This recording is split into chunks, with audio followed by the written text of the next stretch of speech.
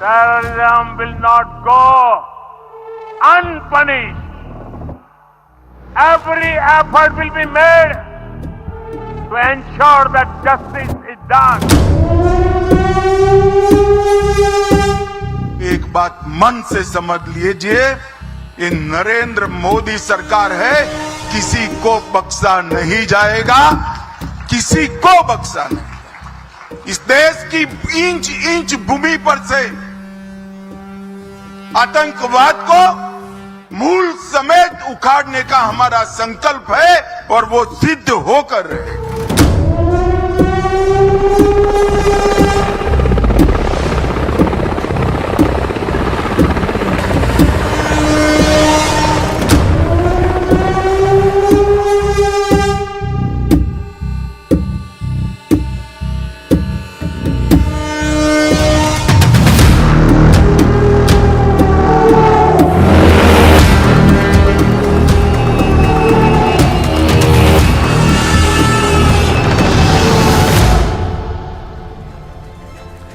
Namaste, Jai Hind and welcome to this edition of The Right Stand. I am Anand Narasimhan. Every Bharatiya today is seething with anger as Bharat prepares for a severe retribution on terror sponsor and exporter and enemy nation. This next 1 hour, we focus on how the investigation is heating up. We are hot on the heels of the perpetrators on ground. There are exclusive inputs on the terror hubs in Pakistan that could be on Bharat's radar as we are determined to identify, track and take punitive action. National interest is first on Bharat's mind, and in this war on terror, it looks to defang the terror fountainhead in the neighborhood. Now, as the Pahalgam plotters guard up in Pakistan, the Pak army is also getting desperate. Asim Munir closing ranks as his hand-picked man Asim Malik, who's the ISI boss, is also now the Pakistan NSA. We also focus on how Pakistan is hurtling towards balkanization with some shocking visuals coming in from the Pakistan area. But first up, news coming through.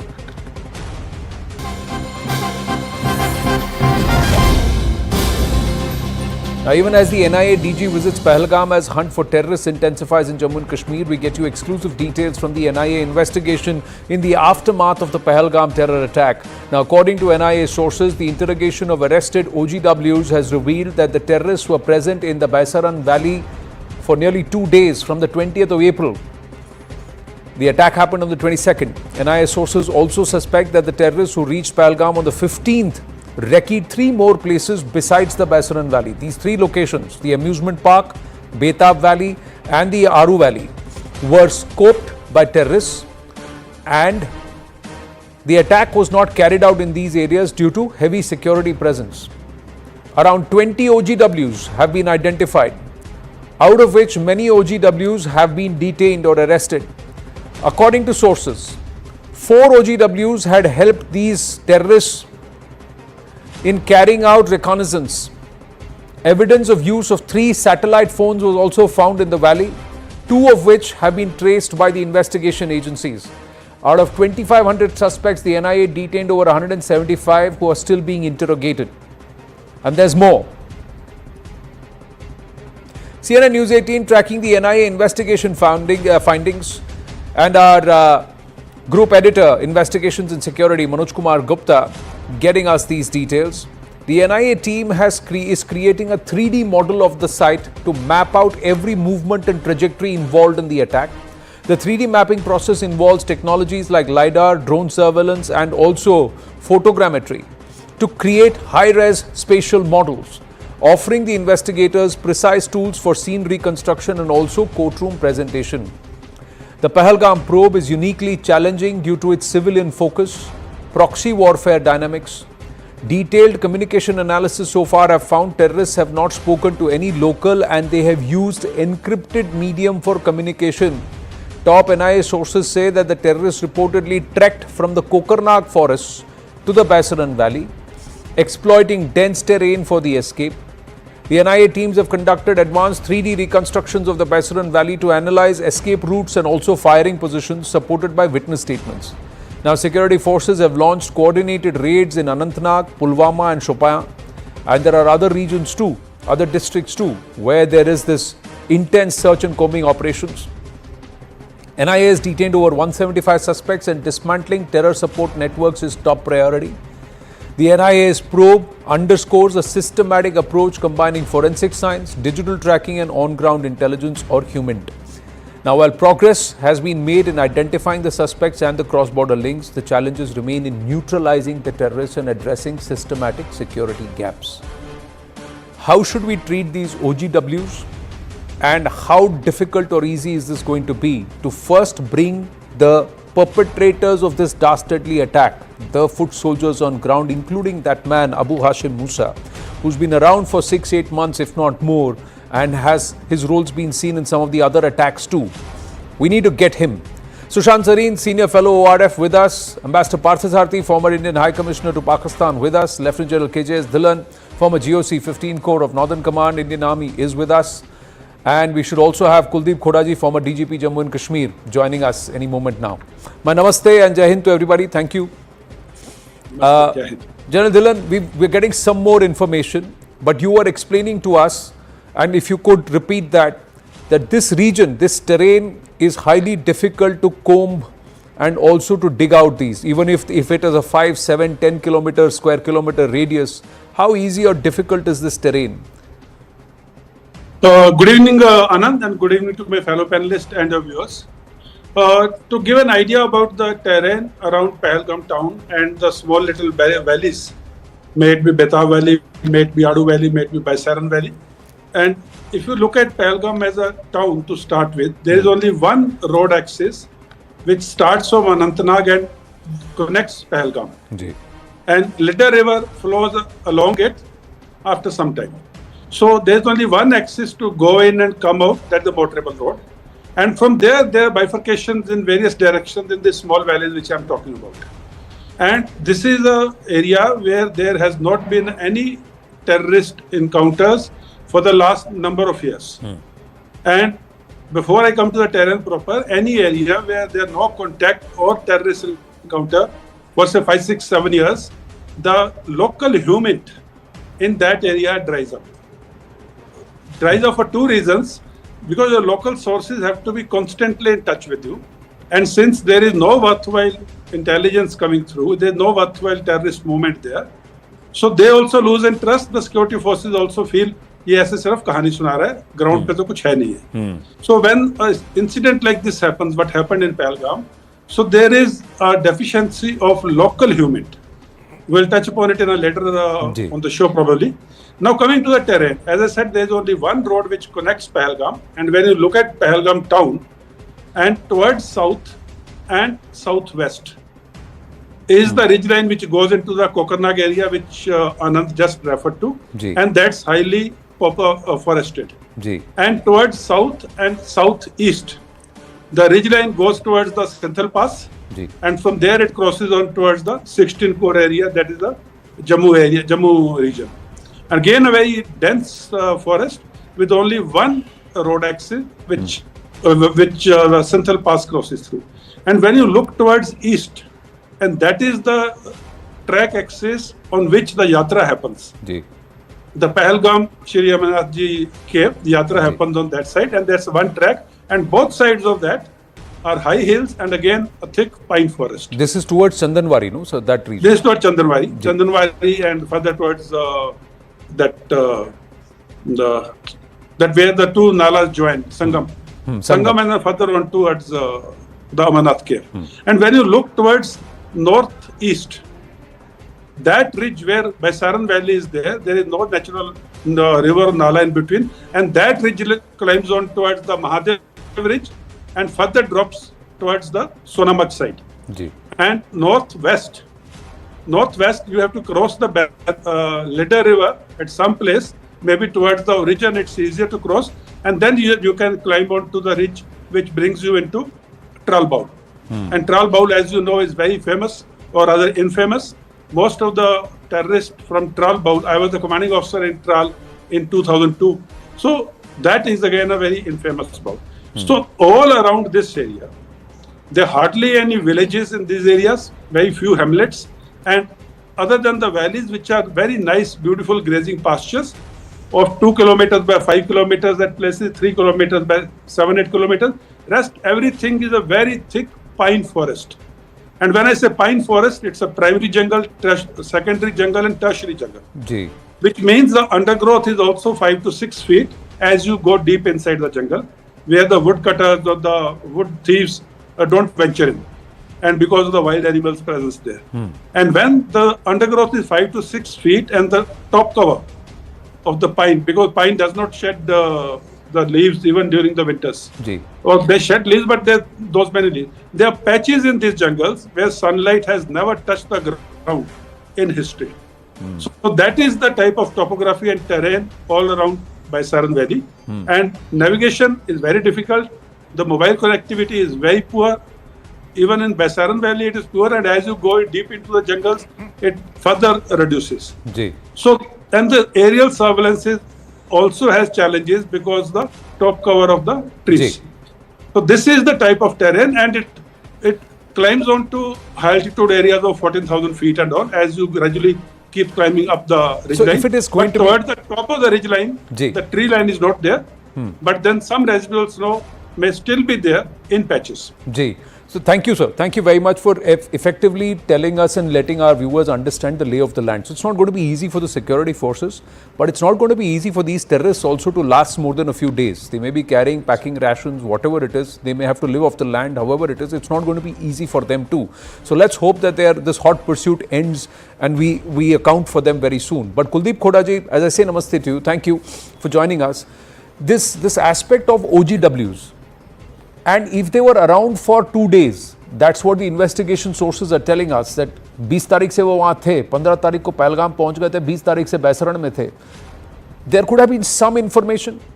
And if there are people who are helping, are you of the view that they should also be treated as terrorists, OGWs?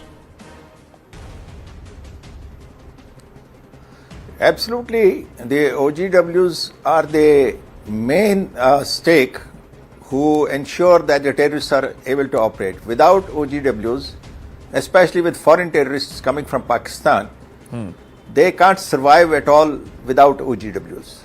The OGWs not only provide them guidance to target the areas, identify the areas, they make them to recce, they move along with, they provide them the food, shelter, and all that they need to stay on and last for months. You know, this group had been earlier spotted.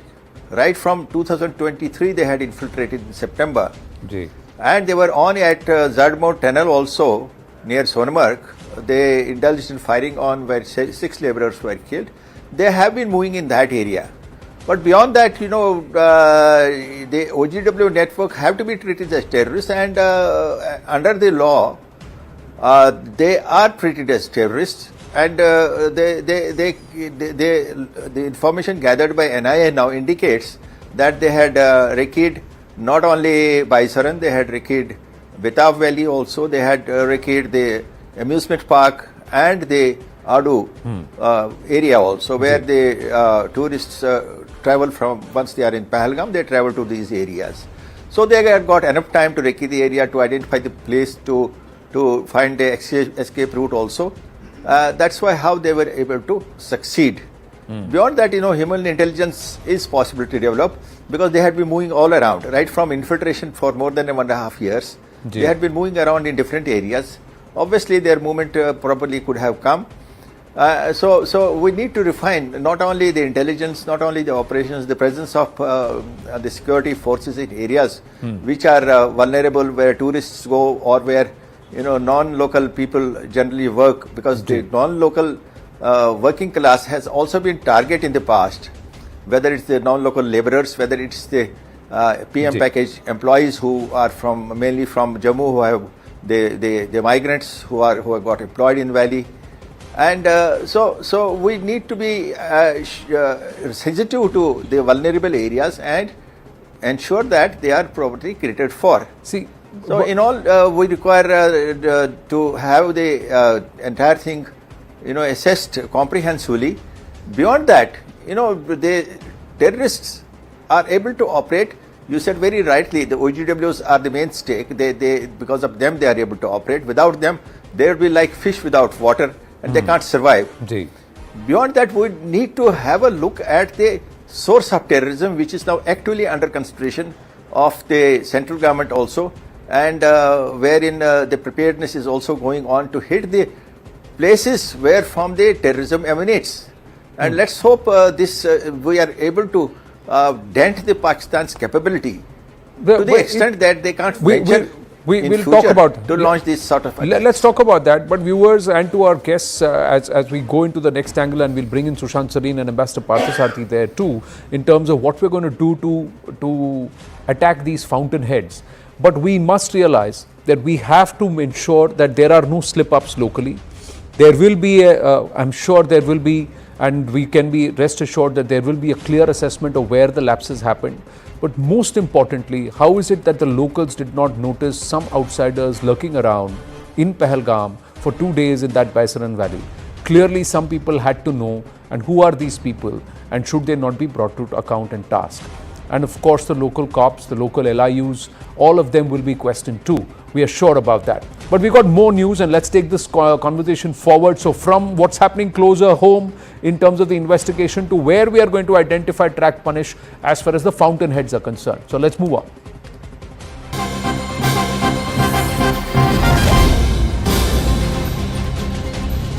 Well, clearly, in Bharat's diplomatic strike, the Prime Minister on Wednesday urged the UN chief to counsel India, or the Pakistan Prime Minister, to exercise restraint. So Pakistan clearly is a little rattled there. This is after Pak Foreign Minister Ishaq Dar admitted that Islamabad lobbied to get the name of terror group TRF removed from the UN United Nations statement condemning the Pahalgam attack. So does this not give us ample proof that Pakistan is a state backer of terrorism on Bharatiya soil? That's the first question. We have also accessed an intel note that identifies the jihadi hubs in Pakistan, which could be on Bharat's radar for retribution. We are not saying these will be the targets. We are just saying these could be the targets. The exclusive input shared by Manoj Kumar Gupta again. Let's understand this. This is the jihad factory. The biggest focal point. It shows the early camps of LET in Afghanistan were funded by Osama bin Laden, who was eventually taken out around the 2nd of May in Abbottabad. But this is the region, Muridke. Muridke city continues to be a key location for coordinating regional terrorism. This area connects the LET to broader jihadist networks, including historical ties with the Al-Qaeda. The LET also operates multiple camps in Pak-occupied Kashmir, particularly near Mirpur, Muzaffarabad. Now, to train terrorists for infiltration into Jammu and Kashmir. Top intel sources indicate that Muridke, located close to Lahore in Pakistan's Punjab province, serves as the headquarters of the Lashkar. The group operates from Markaz-e-Taiba, a complex that functions as a hub for indoctrination, recruitment and military training. Besides Muridke, LET also operates major bases in Bahawalpur and Rawalkot. So Bahawalpur, there is another jihadi outfit, we'll come to that. Now, where training camps and local logistical hubs are located. The LET maintains a socio-political front called the Jamaat-ud-Dawa, which runs charities, schools and medical clinics in cities like Lahore, Karachi, masking militant activities or terrorist activities under the guise of social welfare. So, and now they also have a political outfit, which have been playing out Hafiz Saeed's old broadcasts over in Pakistan, full of nothing but venom and spiteful rhetoric against Bharat. Then, Pak terror group Jaish-e-Mohammed. Jaish-e-Mohammed Subhanallah complex is in Bahawalpur. This is what serves as the outfit's primary base for recruitment, indoctrination and fundraising. Top Indian intelligence sources have told CNN News18 and also satellite imagery that reveals a significant expansion of this complex since 2022, now encompassing more than 18 acres with new mosques, hostels and fortified security posts. There is talk that there is a surface-to-air missiles post Balakot. SAMs have been installed next to this Bahawalpur complex, which right now many say has been emptied out. This sprawling complex is situated a mere 6 kilometers from the Bahawalpur army cantonment and 10 kilometers from an air force station, highlighting its strategic location. Jaish-e-Mohammed's founder Masood Azhar and his brother Abdul Rauf Asghar, the group's operations chief, have a history of operating from Bahawalpur. That's what sources say. Both the 2019 Pulwama attack that resulted in the deaths of 40 Indian security personnel and the 2001 parliament siege were orchestrated from this region only. And according to sources beyond Bahawalpur, JEM manages madrasas and training camps in Rawalpindi, Karachi concealed behind front organizations such as the Al Rahmat Trust. Now, actual terror training takes place in remote facilities and affiliated with these organizations, shielded from public scrutiny. The group utilizes charities like Al Akhtar Trust in cities like Lahore to mask its recruitment and funding activities. JEM also operates camps near Muzaffarabad and Rawalakot, specifically training terrorists for infiltration into Jammu Kashmir. That's what sources are saying. But there is more. And as I'm going to walk back to my desk before we go back to our guests, I just want to tell you what's the difference. What's the difference between these two terror outfits? They are both located in Bahawalpur. They are syncing up and perhaps even training logistics, etc. But the differences between Lashkar and Jaish, both groups exploit Pakistan's territorial ambiguities but differ sharply in ideology, structure and operational methods. Top intel sources have told us that Jaish aligns with the Deobandi Islamism and Sunni ideology, and they are aligned with Al-Qaeda and Taliban, while the Lashkar aligns with the Ahl-e-Hadith sect and believes in global jihad and is tied to the Hamas. Jaish leadership structure is family-run, mafia-style enterprise and run by Maulana Masood Azhar and his brother Rauf Asghar. They control the operations. Lashkar has hierarchy, less dependent on family, and cadre is selected on merit.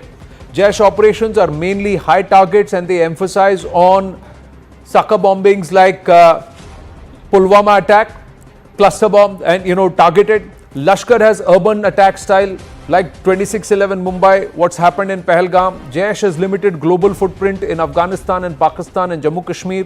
Lashkar is global with the help of charity organizations like the Jamaat-ud-Dawa, and footprints are there in Europe and Middle East also.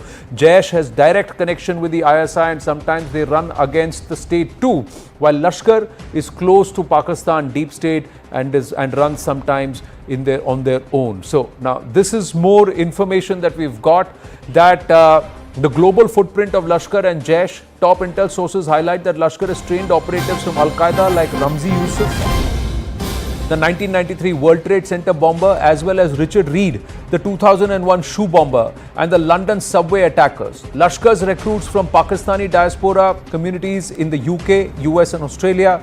The LET provides safe houses for Al-Qaeda operatives. Post-US withdrawal from Afghanistan, Lashkar shifted focus to Afghanistan, targeting Indian interests and also collaborating with the Taliban. Jaish fighters maintain alliances with the Taliban. The terror nexus receives funding from Middle Eastern donors via charities. Recent intelligence indicates meetings between Hamas leaders and Jaish and the Lashkar in POK. So the funding mechanisms of the Lashkar-e-Taiba and Jaish-e-Mohammed. Despite global bans and scrutiny of the FATF, top intel sources say both groups receive support from Pakistan's ISI and military establishment. Lashkar's Murid Ke headquarters and Jaish's Bahawalpur complex operate near military installations. Lashkar uses Jamaat-ud-Dawa and other foundations for funding, which receive over thousands of dollars from US aid, funneling donations into businesses like real estate and commodity trading. Lashkar is running schools, hospitals and mosques under Jamaat-ud-Dawa, masking terrorist militant activities as social welfare. Now we've given you an in-depth primer here of these are the two big terror hydra fountainheads, and these are their operating bases. They're all being shifted to a safe haven should they not be targeted directly. Ambassador Parthasarthi, Sushant Sareen, KJS Dilanji and Kuldeep ji, thank you for your patience. Ambassador Parthasarthi, is it possible for us to go ahead and strike at these terror hubs, despite of the fact that they may have been emptied out for now? Look, the fact is these are spread out. Lashkar was there from my days in Pakistan 20 years ago. Jaish came in later, but they are both well organized and ISI connected. Both extremist Sunni organizations, both with foreign presences, their presence in, particularly in European countries and in West Asia. So they have an international portion of it. Both generally we have seen and what I have been through is Lashkar attacks. Lashkar, Hafiz Muhammad Saeed is, was a pretty hardcore Islamist, totally dedicated against India.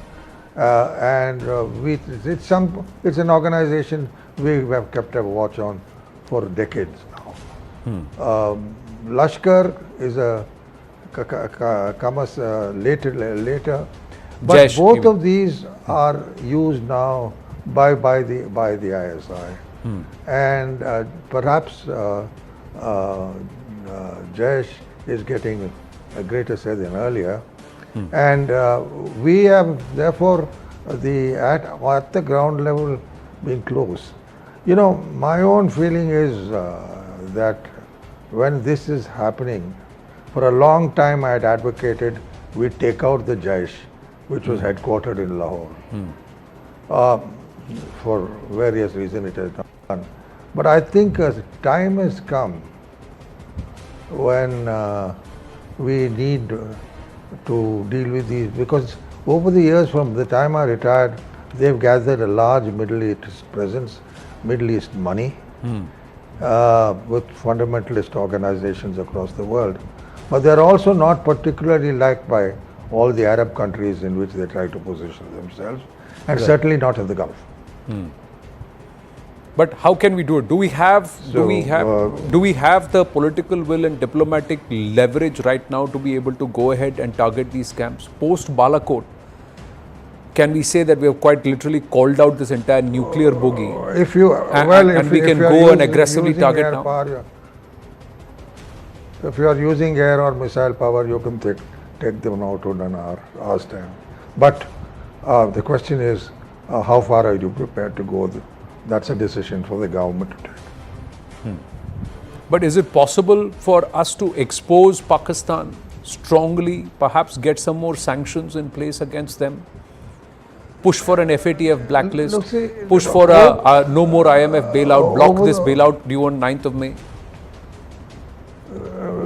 You see, the basic fact is that we've been trying to get them, and the nexus between them and the ISI has been very substantial, grown with time, both naturally of Sunni Muslim types.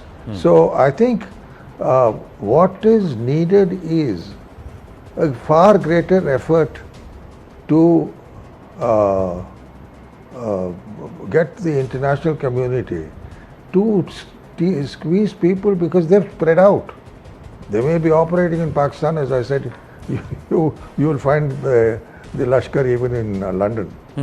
So they have become organized, and it's going to be a Herculean effort to take them out.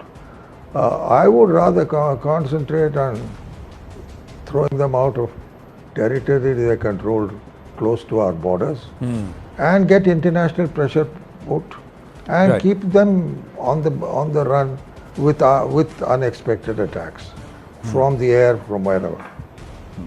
Does this have to be overt, Sushant Sareen? Can we move covert? Can we show that intent? And does it have to be done in the next 4 or 5 days? Because there is this entire expectation from the viewers, and there is this impatience, growing impatience. Why aren't we seeing something solid happen? Are you a votary for that, or do you believe that we need to exercise patience and we need to strike when we are fully prepared, and we strike to achieve the desired results, not in a spur of emotion? Anand, I am a votary that you have to strike, and strike really hard. But you have to strike not out of anger, not out of urgency, or because television studios, with all due respect, or social media handles are clamoring for war. That's not a good enough reason to start a conflict. When your forces are prepared, because there will be a pushback from the other side. And frankly, yes, I am all for overt action. I am all for covert action. Overt action will also have a response, just as the covert one will have. And we need to be prepared for it. One. Secondly, we need to be prepared we need to prepare our people for certain costs and risks attached to anything we do. A lot of the drum beating which is happening is done on the assumption that it's all a cost-free kind of a thing, and the government is being very silly and stupid by not doing something urgently, right? there are costs attached. Governments cannot afford to get into these situations in a very cavalier manner. Number three, I think we also need to be very clear that we have to be prepared for an eternal war. This is not a two-operation thing. This is not for the next 4 years. This is not for the next 20 years. This is for the next 100 years. Do you have the will to fight this for the next 100 years and decimate your enemy in every which way possible, right? Economic, diplomatic, whatever you want to do, right? Number four, please be clear what you want to do. I suspect there is not enough clarity. This is a question I've always asked people. I've asked people in Ambassador Parthasarthi's service, please tell me what is our Pakistan policy. I have yet to hear a single cogent, clear kind of a enunciation what our Pakistan policy is. What is often said is the most brainless thing I've ever heard in my life. A friendly, stable, peaceful, prosperous Pakistan is in India's best interest. Either we are completely devoid of all sense when we say this, or we actually are so stupid that we believe in it, right? Now, to my mind, this is the worst kind of, if this can be a statement of desire, but this is not a policy. And even as a desire, this is utterly brainless. Number five, please don't look for the crutches of putting international pressure. Okay? International pressure is a work of fiction. There is no international consensus on terrorism. Everybody wants to use terrorism for their own purposes. You think the Americans are sincere about eliminating Islamic terrorism? Please, do you think the Brits have been hand in glove with the Pakistanis on most of the occasions? So let's be very clear. If you expect the British to mount any kind of pressure on the Pakistanis, perish the thought. From the day Pakistan came into creation, the Brits have always backed Pakistan against India. Please name one instance in the last 80 years when the Brits have stood with us. And if we still expect that the Brits will do it, the Aussies will do it, nobody else is going to do it. But what you can do is, what is the quid pro quo?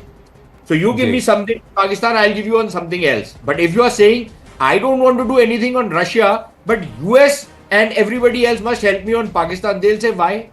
So what is the clarity we have? If we want strategic autonomy, then please become autonomous. Don't depend on other countries for your defense, for your security, for your intelligence. Please tell me, we have such solid capabilities on part of our ISRO and many of the other organizations.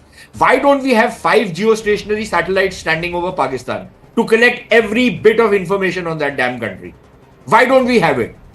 We do all kinds of other things. We are doing World Service and Vishwamitra and Vishwabandhu and all this nonsense we keep doing. Let us protect ourselves.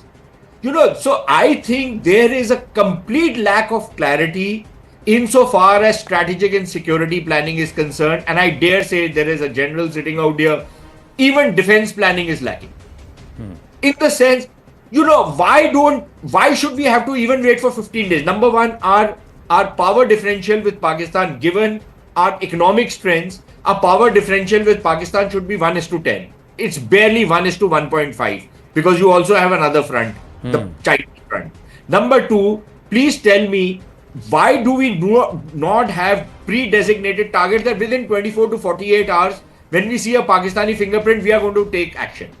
Why don't we have something like that? And of course, anticipating that the Pakis will do something, then we will do that. So the whole way we have been going about this Pakistan nonsense for the last 80 years is mind-boggling. And it's not as though there were not very brilliant minds handling this issue. But I don't know what was the reason that, we've not been able to come out with a solid, cogent, coherent policy on Pakistan. Fair point. And every time an incident like this happens, then, we all go into a flap and say, why can't we do this? Why not do that? Now let's ask the Americans to come. This will come, that will come. International support. There is no international support. Perish the thought. You are just being given words, empty words. See, there is no country which is ready to say Pakistan is responsible, number one. There is no country which is ready to say I am going to turn the screws on Pakistanis because they have created this kind of a situation where this entire region is now on the tenterhooks. No, the point is... Okay, one more sentence. I've taken a long time, but I have to say this. You know, when 2.5 years back, this Russian war started, you know, okay, it was not our war. We took the right stand. Now others are saying this is not our war. Fine. Number two, we were asking a question at that time. If tomorrow India has a conflict with China, will the Russians stand with us? Will they back us? Okay. They haven't damn backed you with the Pakistanis. You think they'll back you with the Chinese? But we are living in a world of delusion. So we can keep living in a world of delusion. So the answer to this, and thank you for expressing a lot what a lot of the viewers also feel. This is from a very, very standard Bharatiya point of view कि हम कर क्या रहे हैं? What do we even have a policy? So Ambassador Parthasarathy, General Dhillon and Kuldeep ji, coming to you one by one. Ambassador Parthasarathy, do we have a policy? Do we have clarity? Because this is true. Every nation has to act on its own for anybody else to come back and back you. We have to guard our own sovereignty. All right. Ji. Yeah, look, let us be realistic. We live in a real world. Your actions you can take should be commensurate with the national power that you have. And the fact of the matter is that Pakistan has been well fed by the Western countries and by China. Let us not forget that in today's weaponry, Pakistan's entire nuclear weapons arsenal, its missiles to hit every part of the world, have been provided by China. Now, whether you like it or not, are you going to go to war with China on that? You can't. I mean, let us be real about our own power. What we can do, we have done. Sometimes, and I agree with him, what he has said. Sometimes I have myself been frustrated when I was in government at this foolish talk about, do a couple of things and we will become great brothers. The reality is you are faced with a challenge. The reality is that Pakistan is itself headed for disaster economically to start with. It is growing at less than 3%. And if you talk about getting into a nuclear war with Pakistan, are you sane? So that is the reality, the limits to which you can go. And what we have done is we have mobilized opinion diplomatically, which is what we can do. And I can assure you that even today, the Pakistanis are weeping with how their own people, the Baloch, the Sindhis, the Pashtuns are reacting. And हम इस चीज में पूरे दूध के धुले हुए नहीं हैं. Let's face it. We have our own priorities. We don't talk about it. But you talk to a Pakistani official and he'll come and weep on your shoulder. So it's all very well to be an academic and scream about successive government have been fools. We are a nation of fools. We are not. That's disgraceful to say it. No, but now the point is that the point is that we have over a period of time reduced Pakistan's leverage. They are growing bankrupt and nobody is stepping in large sums to come to them. And the reality is their ability to fight a conventional battle is very limited because of this, that they live from virtually from hand to mouth because they are so bankrupt. And we have had a role in that. We have been dealing with the IMF. We have had a role in it. But it's imbecilic, if I may say, to talk about getting into a war and beating them up. These things don't happen that way in the real world. I don't think the Prime Minister or the Home Minister has said that it's a full-scale war against Pakistan, but it's a full-scale war on terror. The other thing is that any retaliation, repercussion, an enemy, if he is already on his knees, cannot stand up and fight. So you got to bring him down to his knees. So it's a systematic destruction. But there is one point that Sushant Sareen has made, and somewhere people would agree, General Dhillon, is the messaging part of it. Every time we go and hit them, we come back. The moment you hit somebody and you come back, they take it as just punishment for that time.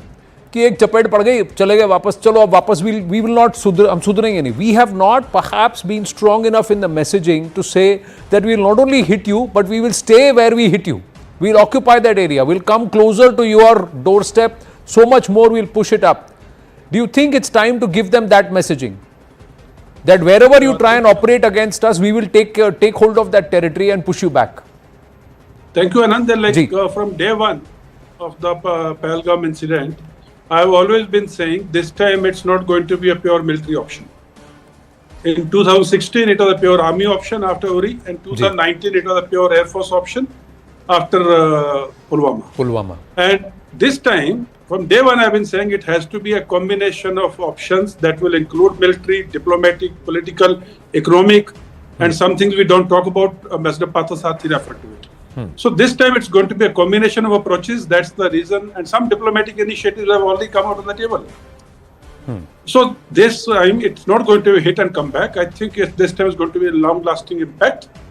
And just to clarify a point which Mr. Sushant Srin made about the comparative force ratios of 1:1.5 and we being stretched on two fronts. See, in the recent past, about 3-4 days ago, our Joint Secretary has visited Afghanistan and had interactions with Taliban. I leave it at that. Our diplomatic community, Ambassador Parthasarathy would be able to throw more light on this, is working overtime for the last 7-8 days to build the world opinion. If you are not with us, at least don't be with Pakistan. In addition, other things like other fronts which Mr. Sushant Srin referred to keep those fronts quiet, a diplomatic effort will go in. So this is going to be a whole of a nation approach. Whole of comprehensive national power will be applied. Now coming to the force ratios. We have two borders and we have a very static deployment on both the borders, western border and southern border. Look at Pakistan today. Gilgit-Baltistan is up in arms. Khyber Pakhtunkhwa is up in arms. Balochistan we already know at Dhafar Express and all. Sindh we already know what's happening. And new front has opened up at Cholistan deserts. That is the southern valley of Punjab and northern portion of Sindh. Cholistan is a desert which Asim Munir wants to, make it green. And he's trying to divert the Sindh river water or Indus water into Cholistan so that the Punjab can benefit.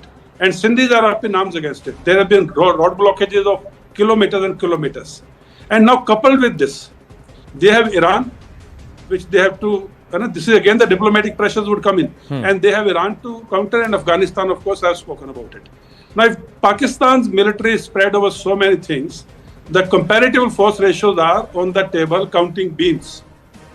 But when we have a choice of place and time, we can concentrate 20 times the force levels at that particular point on that particular time and space.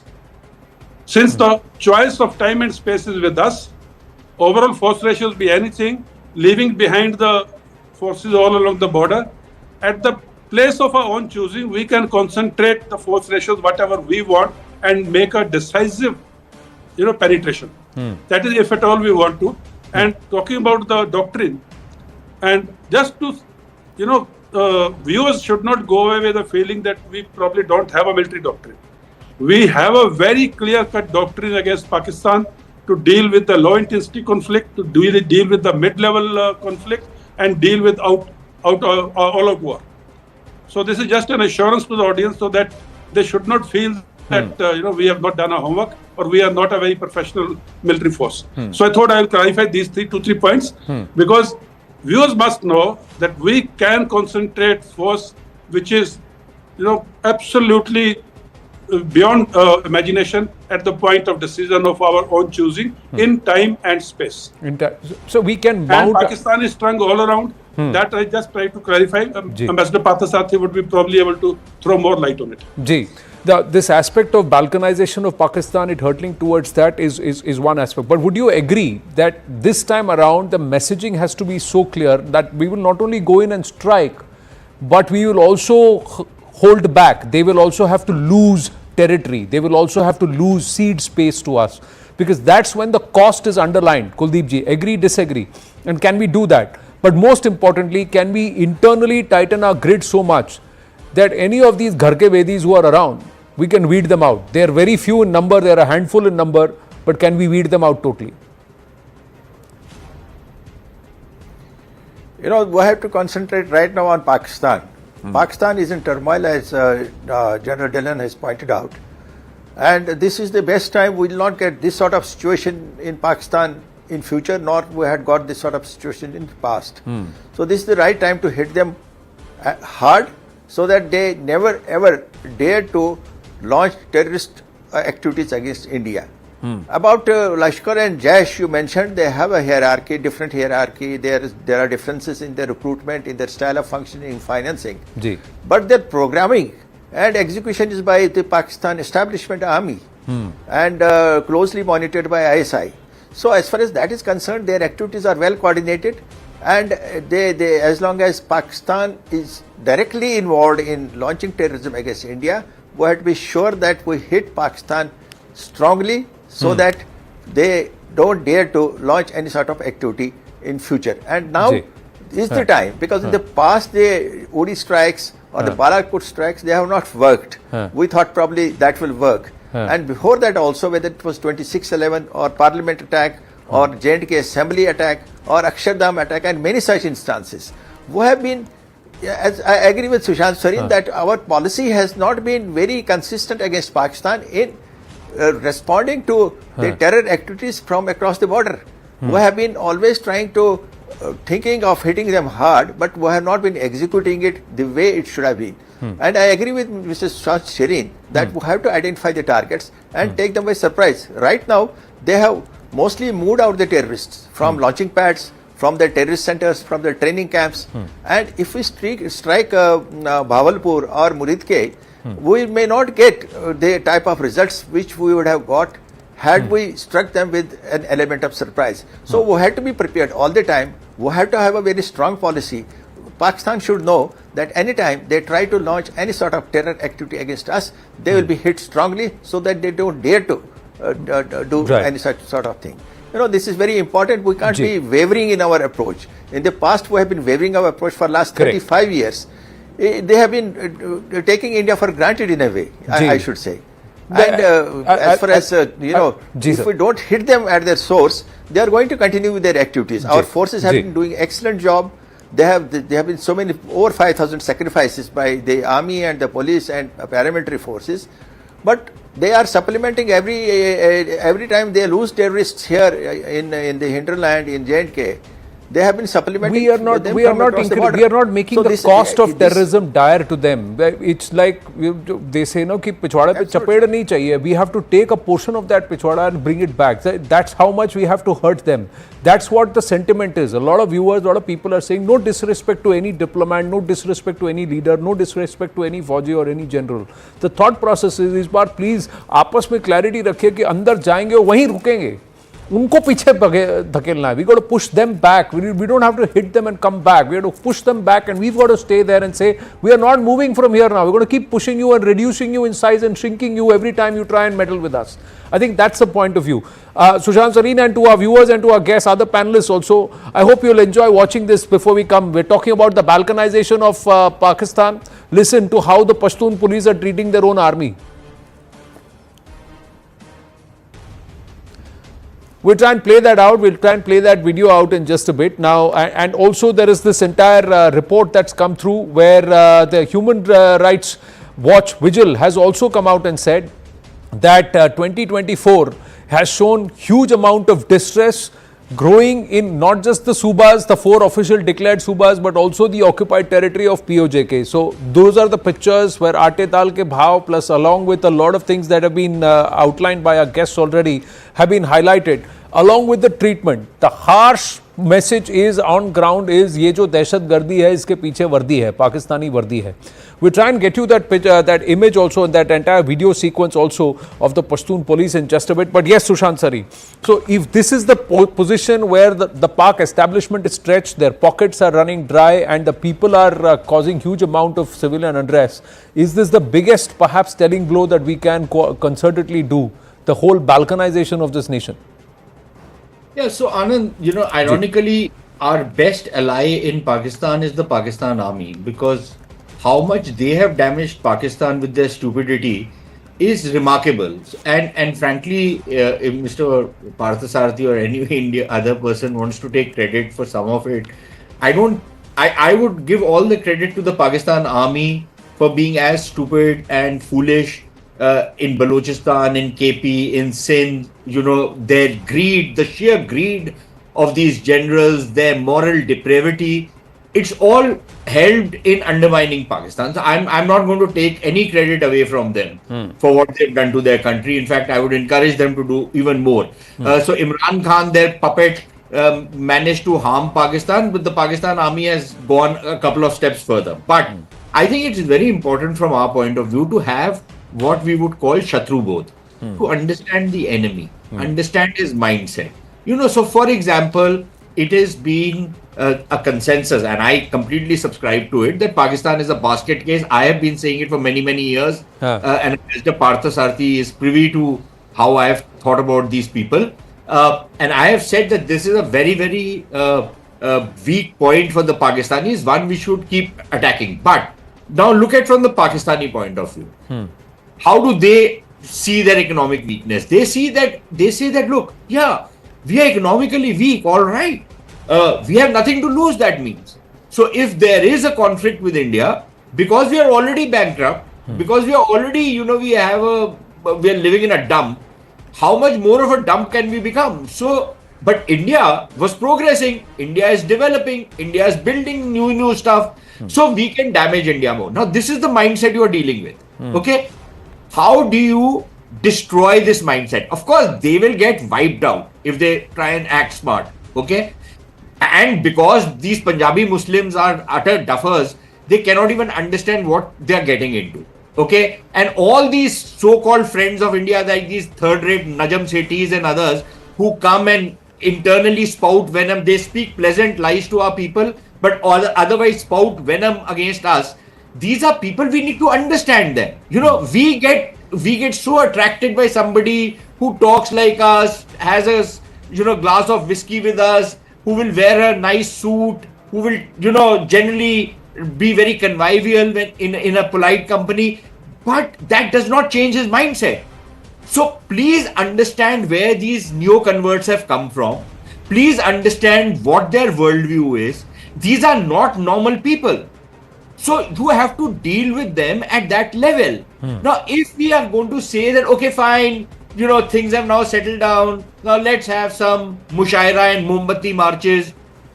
Yeah, right. Go ahead, do it. But then you will be opening yourself to another attack. Secondly, if you are going to hit them and they hit you back, then be ready to go up the escalation ladder. Yeah. The mistake we did after Balakot was that when the Pakistanis retaliated, we did not go up the escalation ladder. We should have. Yeah. Right? We did not do it. So what was the message? The Pakistanis got the message that yes, if we cross a certain threshold, the Indians will hit us. We will hit them back, and that is when everything will set. Back off. Yeah. That's not the message we want to give. Correct. We want to say that, okay, fine, we will keep climbing up the escalation ladder. And the escalation ladder does not start from the second rung to a nuclear exchange. Right. If they want to commit national suicide, fine. I'm not the one to stop them. But it does not immediately escalate to a kind of a nuclear exchange. There are a lot of steps in between. So the point I'm trying to make is that we need to have very serious gaming of how these reactions are going to be, how we are going to approach this entire issue, and how far we are willing to go. Right. And not just that, this whole thought process of ghus ke marenge should be there, but along with that, if you get one on the chin, you should be able to take it and give 3 back. The other thing is, ek baar ghus gaye to wahin pe rahenge. That's the other part. Or kahan ghusna hai, strategically we should move into those places and we should stay there. That's the punitive punishment that will happen. Just wanted to play out this video. We have limited time. One comment on the Asim Malik NSA role. Watch this sequence. Kashmir पे जाओ ना, कुछ भी नहीं कर सकते हो। कश्मीर पे जाओ ना, इधर क्या कर रहे हो? आपका जर्नल भी आ जाए फिर भी कुछ नहीं कर सकते हो। अगर वो डॉलर जर्नल भी आ जाए फिर भी वो कुछ नहीं करेगा। जर्नल भी हम आपकी बूट की नोक पे रखते हैं। बकवास करते हो, बंदूक नीचे करो, यहाँ लड़की खड़ी है, ये लड़की मौत पुलिस है, याद रखो। कश्मीर पे जाओ ना, कुछ भी नहीं कर सकते हो। कश्मीर पे जाओ ना, इधर क्या कर रहे हो? आपका जर्नल भी आ जाए फिर भी कुछ नहीं कर सकते हो। अगर वो डाल जर्नल भी आ जाए फिर भी वो कुछ नहीं करेगा। जर्नल भी हम आपकी बूट की नोक पे रखते हैं। बकवास करते हो, बंदूक नीचे करो। यहाँ लड़की खड़ी है, ये लड़की मौत पुलिस है। So that's the Pashtun police there in one of the regions telling the army, बंदूक नीचे करो, तुम्हारे जनरल भी आ जाए, कुछ नहीं कर सकते, उनको हमारी बूट पे रखते हैं, बूट की नोक पे रखते हैं. Have run out of time. Thank you very much to our panelists and to our viewers. Hope we've been able to give you a constructive overview of what we are looking at. The next steps on what next and how to bring about this dismantling, this identifying, tracking and punishing punitive action. We'll take this forward on the Friday edition of The Right Stand. See you there. Namaste.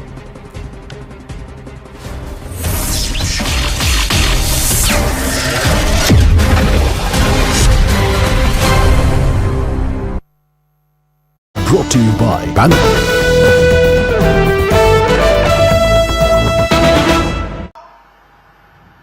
चाहे कश्मीर पर पड़ी आतंकवाद की छाया हो, हर चीज का मजबूती के साथ हमने जवाब दिया है।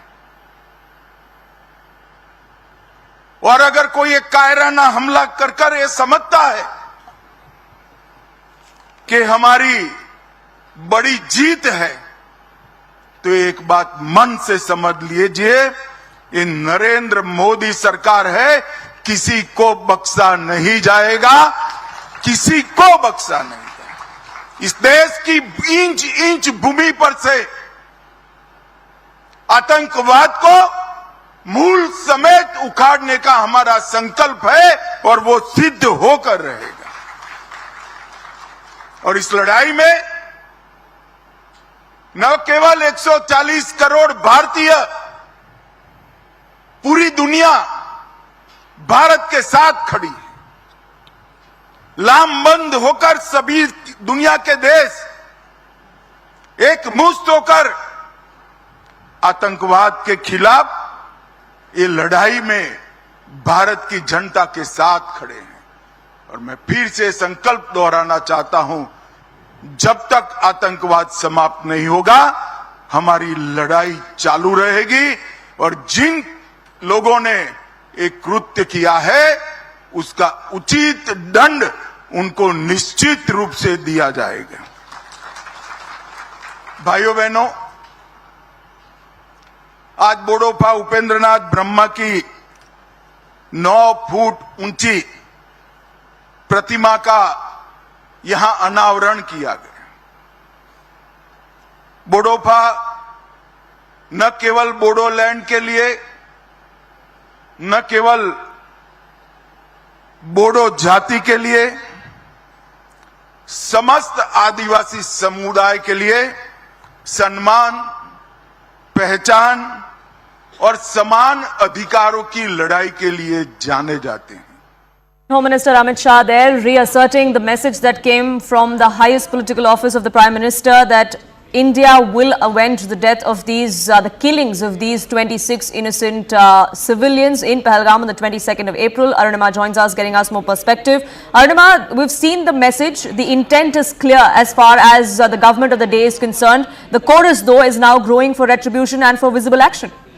Yes, and the government has made it very clear. Prime Minister himself has said this, that we will avenge what has happened at Pahalgam, but it will not be a knee-jerk reaction. The military establishment, the military leadership has been given a clean hand.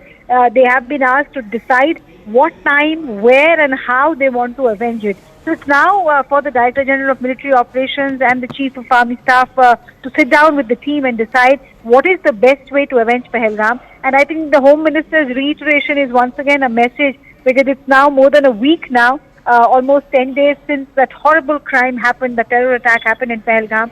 So the message is to the family members that this is not your personal loss. This is a loss being felt by every Indian and the global community as well. The kind of message that we've seen from the political quarters is clear. But speaking of the investigation, it's been 8 days. Arunima, you are in Kashmir. What's the latest that you can share with us on the NIA's investigation now? It's a slow process because so far the terrorists are still at large and most of the survivors are unable to provide any concrete lead as to who these terrorists were and from where they have come. So NIA is taking it step by step. Forensic tests have happened. DG NIA went to the crime spot today. He spent close to 3 hours.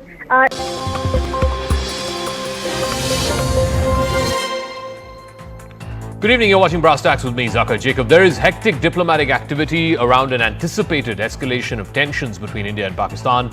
US Secretary of State Marco Rubio spoke with both External Affairs Minister Dr. Jaishankar and also to the Pakistan Prime Minister Shahbaz Sharif. While he expressed his condolences and he unequivocally condemned the terror attack in Pahalgam, the State Department readout also seemed to caution both India and Pakistan